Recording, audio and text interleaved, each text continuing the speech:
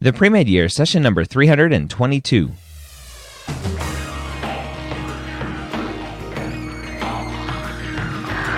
Hello and welcome to the three-time Academy Award-nominated podcast, The Pre-Med Years, where we believe that collaboration, not competition, is key to your success.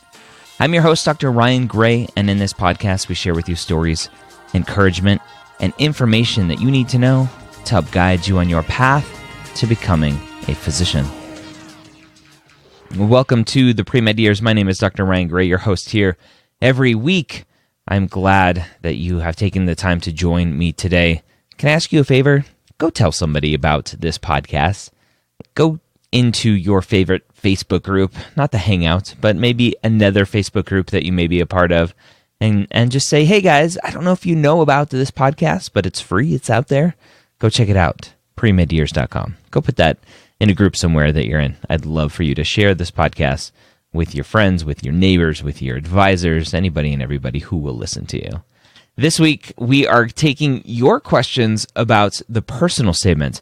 As we release this, it's January, it's important, it's personal statement time, so we're going to dive into some questions right now.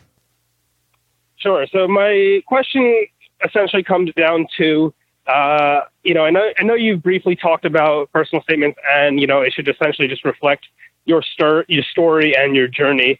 But my question kind of goes back to reapplicants, and, I've heard so many mixed things about what the personal statement should be, and, it should be completely different between reapplication cycles. And being a non-traditional, I do have very varied experiences in between, as well as I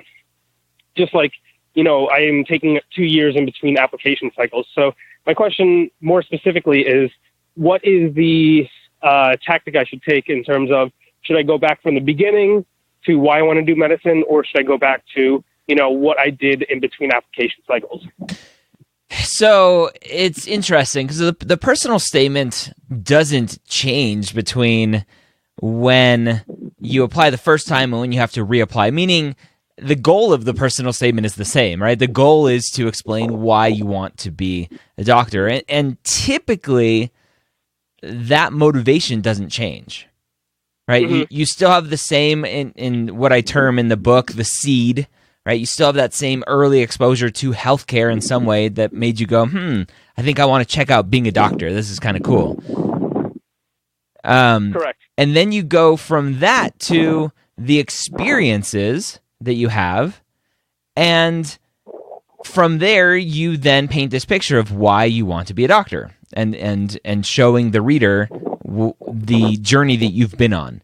And so the seed doesn't change, but potentially maybe what I call watering the seed changes, right? And so the experiences that you've had since the last time you applied, maybe you change your stories around a little bit to tell a different patient encounter, to let the reader know that you're getting these other experiences that still support your reasons why you want to be a doctor, but they're just different stories from your first time applying. So a lot will be the same, but you can tweak your stories and the examples that you're giving to still paint a similar picture, but with different pieces of a puzzle. Okay. And do you think there should be a justification as to why there is 2 years between an application cycle? I don't think so. Okay. So I'm currently applying to post-bac programs. So I'm writing my personal statement for that. Mm-hmm. A majority of my why medicine came from my time in community college, which was 3 years ago. So my goal throughout my time at the UC was mostly to reaffirm my goals of becoming a physician. My question is, how much space would you recommend me to include my experiences from the UC so that I can have something a little bit more recent? And I just graduated last quarter. So the timeline doesn't matter for the personal statement. When you're writing your personal statement, there shouldn't be a timeline to say this happened, then this happened, then that happened. the personal statement is about the most impactful experiences you've had on your journey. That could be a long time ago. That could be really recent. So you have to figure out, based on the experiences that you've had, which ones are the ones that you want to write about that are going to show the reader why you want to be a doctor. Okay. So that makes me feel a little bit better. I thought that maybe I should show something from my time at the UC kind of fit into my personal statement somehow. Nope. Doesn't matter. Okay. It's what are the experiences that have led to you wanting to be a physician, not what are the experiences from college or what are the experiences from the 4-year university versus community college. So what are the experiences, period. So let me ask you, you mentioned you've had some experiences from community college that led to you wanting to be a physician. What do you mean by experiences in community college? Yes. So by community college, I think what I'm trying to say is, like, I didn't do any extracurriculars in community college that led me to want to become a physician. It's just that something had happened to me while I was attending community college that led me to want to become a physician. It's some sort of family thing. Okay. So you have a family experience that's like, maybe I think I might know what I want to do with my life now. Yes. Right? Okay, so you have that experience, and that potentially is your seed, as I talk about it in the book. And then as you get into the UC world, the 4-year university to finish up your degree, then you go and you have some clinical experiences, some shadowing, etc., that reaffirm your decision to be a doctor. Right. And that's exactly what I did. I had clinical experience at the UC, and I've had a lot of many memorable experiences at the free clinic and from scribing, but which I had some impactful moments too, but they weren't like my why. They just reaffirmed my why. Yeah, and that's what the personal statement is going to be all about, is what was that initial seed? So it sounds like whatever happened at community college with family and stuff, that's your seed to make you go, I think I might want to check out this healthcare thing. And then you tell the story of 1 or 2 patient encounters when you're experiencing being around patients and impacting a patient's life that makes you then reflect on that and go, yep, this is what I want. Got it. Okay, that clears up a lot. So I had depression for a couple of years, and my first year depression got really severe. So my studies suffer and my grade got really down, low. Mm-hmm. I'm retaking some classes to raise the GPA. Okay. But I wonder if I should mention that that year with the low GPA in my personal statement. Should you mention the low GPA or should you mention depression? Should I mention the period of the low GPA and explain what's going on? How bad was the GPA? I had C minus. C minuses? So it got down to 3.0. Okay. Yeah. And so if that semester, that year looks very different from the rest, I think it's enough of a red flag to briefly mention it. And I talk about red flags in the pre-med playbook, the personal statement book, about how to make sure that you just briefly touch on the red flag and don't make your whole essay around this one semester and your depression and everything else. I don't know if I would go into the depression specifically and mention depression or mention mental health. I don't think that's any of the admissions committee's business. But I think you can just say, however it comes up in your personal statement, to say that spring semester sophomore year was one that I wish I could have back after struggling with some personal issues and not doing what I needed to do for my classes or something like that, right? So just briefly mentioning, hey, person reading this, there's something that you're going to see in my transcripts that is going to look a little weird, and I'm going to explain it just briefly. And when you invite me for the interview, which I hope you do, then you can ask me about it more in depth.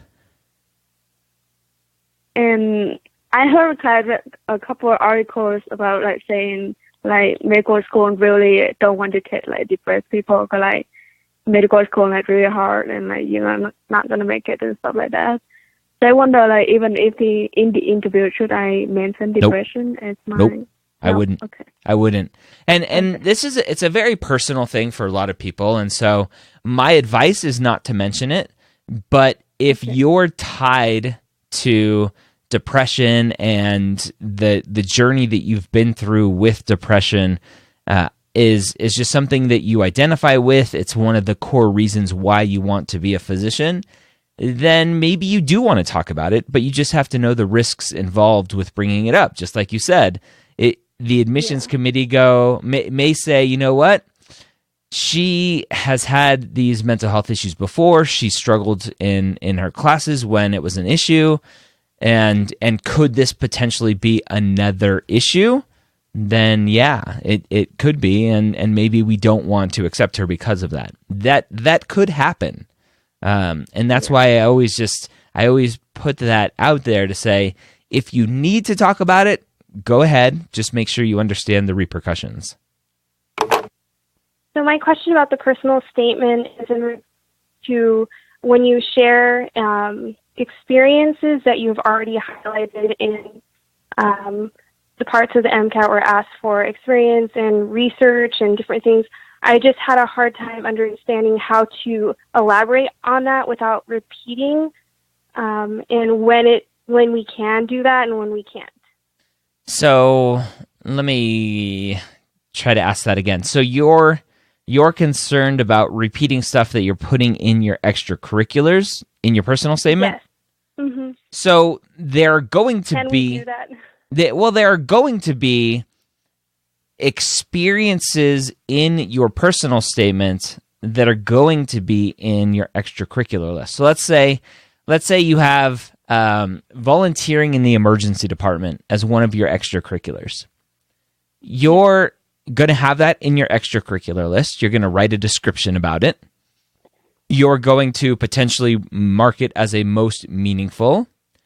But in your personal statement, you're not going to describe and say, and I also volunteered in the emergency department and did XYZ, whatever. You're going to tell a story about an encounter, an experience that you had from that extracurricular that further made you or confirmed to you that you wanted to be a physician.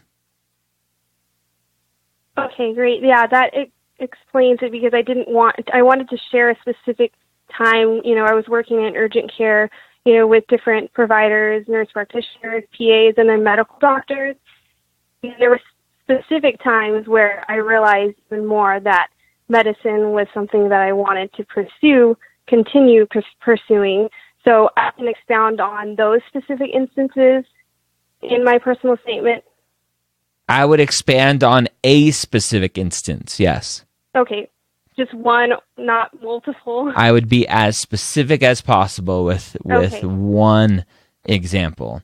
And so the personal statement ends up being what was the seed that was planted that made you explore healthcare to begin with, and then what are one or two stories about a patient encounter and experience that you had that reaffirmed that this was the right path for you.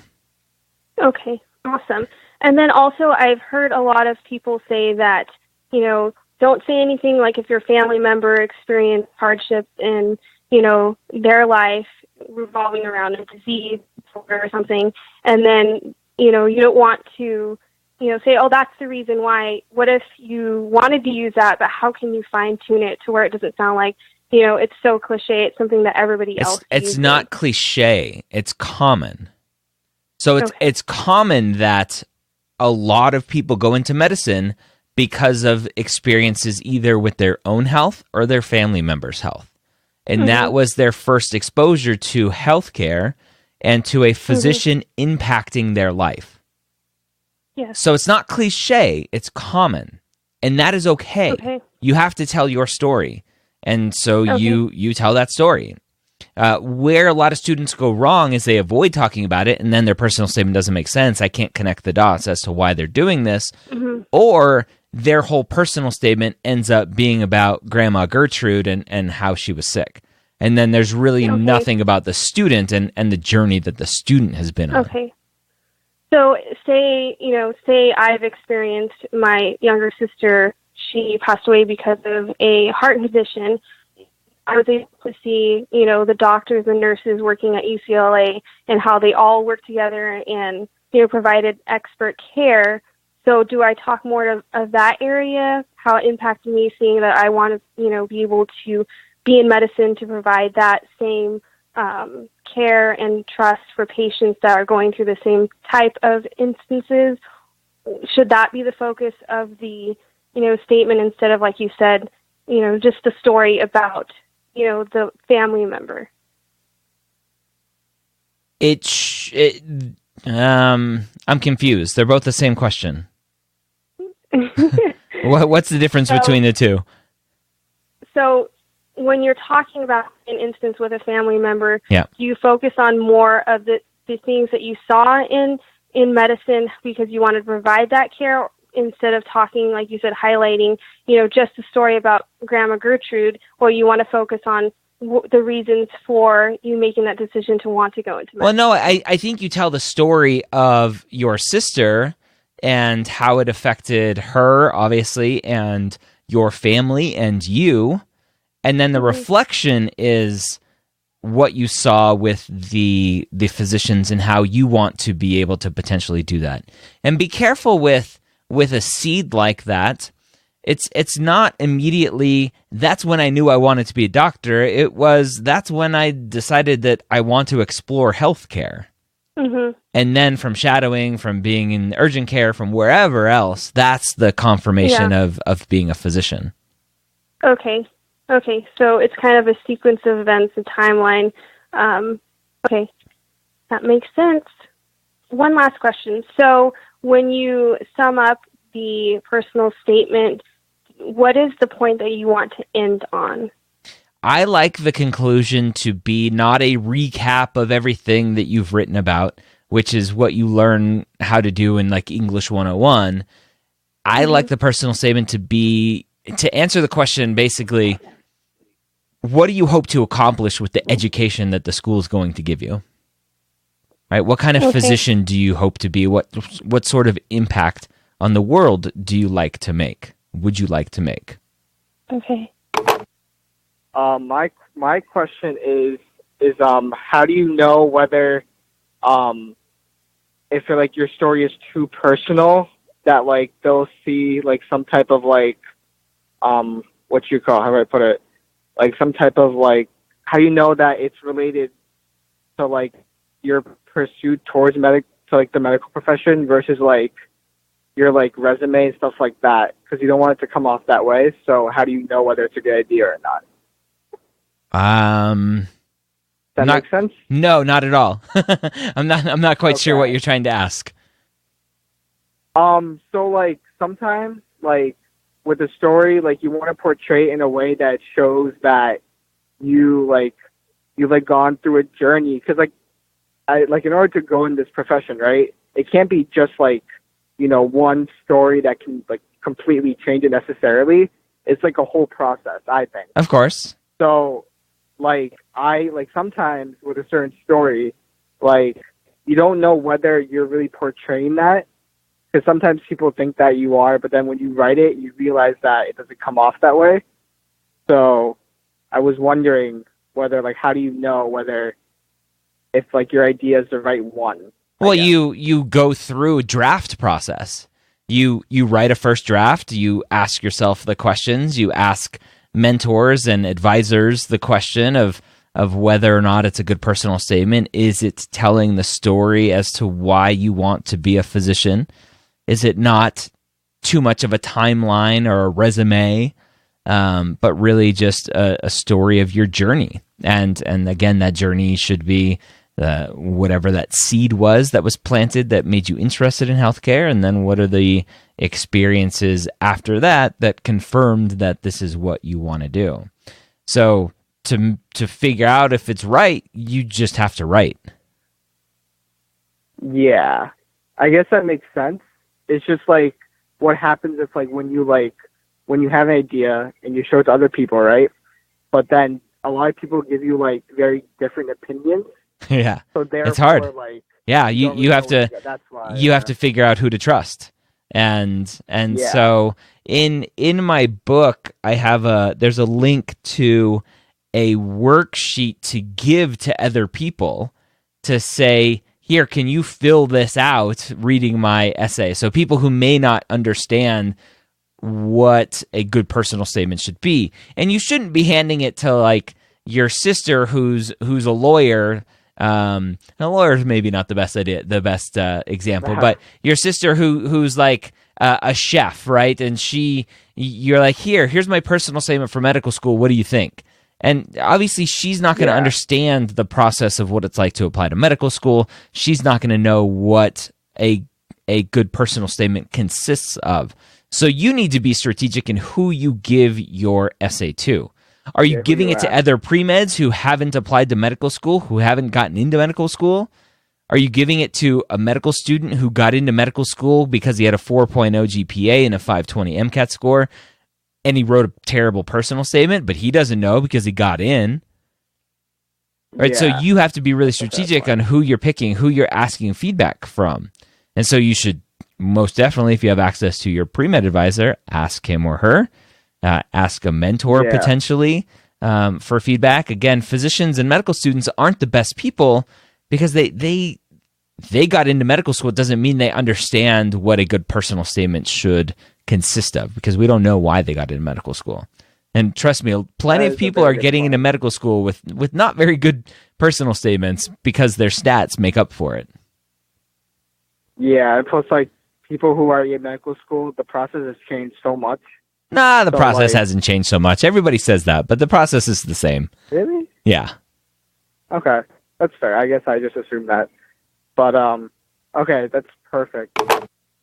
Okay, so I'm in the stage of my personal statement where I've sort of just word vomited all into a Word document about everything that I'm thinking about, and now I'm trying to go through and edit it. Perfect. And I guess the thing that I've been struggling with the most is we hear a lot about how medical school admissions want to see that their prospective students kind of know what they're getting into, but also we don't want to come off like we sound like we already know what it's like to be a doctor. And I'm trying to figure out sort of a way to convey passion about going into medicine and coming off like I do understand what I'm getting myself into, but also at the same time not trying to sound like I think I know what it's like, or even that I do understand what it's like, because clearly I don't yet. Define know what you're getting into. What would that look like? So I guess a lot of my personal statement will be revolving around my experiences in the ER, because I've been scribing for 2 years now. So that's been a lot of what my patient contact has been. Okay. So that has sort of been where I've really fallen in love with medicine as a career, at least as what I would like to get into. And I feel like, I've been working alongside these physicians and having sort of those long hours, but also I'm not going home and doing the extra charting, and I'm not necessarily on my shift. I don't have the same responsibilities that they do. So I'm in sort of this observation state where I'm seeing everything they're doing, and I want to be that person in the future. And I just want to be able to talk about how they've sort of inspired me to do what they're doing. Okay. But not necessarily saying any. I guess I've also been a little bit hesitant to throw around the word passion for medicine, because for me, when I say that, it sort of to me sounds like, oh, I know that I'm passionate about it, even though I've just sort of observed it. Yeah. So saying that you have a passion for medicine, I think definitely does not need to be in your personal statement. I think that's a little bit cliche.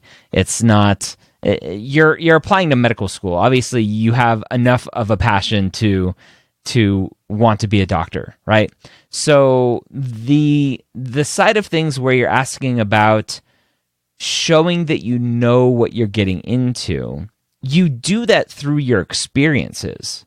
So as an admissions committee member looking at your application, I'm looking and going, okay, I see you have medical and clinical experiences, you have shadowing experiences. Guess what? I know that you kind of understand what this world is like without you having to say, I understand what this world is like. Because ultimately, just like you mentioned, like, you're not a physician. You don't know what being a physician is like. You can kind of watch from the outside, from scribing, from shadowing, etc. But just me seeing that you've scribed, that you've shadowed, that you've done whatever you've done, that is enough for me to go, okay, she has experienced this. And now I just need to hear the stories about what you experienced, that and the reflection about why those experiences further solidify in your mind that this is what you want. Okay. Does that make sense? Yeah, it totally does. Okay. And then I guess I have a follow-up question, if you don't mind. Yeah. So being that the majority of my experiences are in the ER, I have shadowed other specialties, but really the bulk of it has been in the ER. I'm a little bit concerned that my personal statement is sort of coming off like sort of I've seen the thrilling and pumping side and not as much. I'm afraid that there might be concern about, having only seen sort of like the really exciting stuff and not necessarily maybe having as much of an understanding of like the importance of primary care. It's not an issue. It's medicine. the experiences that you've gotten are the experiences that you've gotten. So you can only do so much. I mean, just tell the stories and don't. How you prevent that is you talk about the impact to the patients, not, oh, this trauma patient came in and it was just so exciting and the leg was cut off and blood was squirting everywhere and, oh, I want to do this, right? That's different than saying the patient came in needing help and the physicians provided help and I want to be somebody who provides help and whatever, right? Because that's across all specialties. Obviously, super nasty trauma and stuff like that is more of the ER thrilling lifestyle stuff. So focus on the impacts to the patient and the care for the patient and not just the exciting and thrilling scene of the emergency room. Okay. All right, I think that is all of the questions that we'll take today, all about the personal statement. Hopefully that was helpful as we are releasing this near the end of January. It's personal statement time, and we're getting a lot of students trying to write their personal statements, a lot of questions coming in, and I want to let you know about our personal statement course. Now, if you go to personalstatementcourse.com, again, personalstatementcourse.com, and what you'll get there is 4 different modules, 5 actually, because there's a bonus module, but the first module covering finding your seed, the second module covering reviewing outlines and what to avoid, reflections in watering the seed. Module 3 is all about red flags in the conclusion. Module 4, editing your personal statement and getting feedback and finishing your personal statement. And the bonus module has a ton of personal statements that we review and give feedback. And we're adding to the module all the time because we have office hours, bi-weekly office hours, every Monday, 3 p.m., or every other Monday, 3 p.m. Eastern.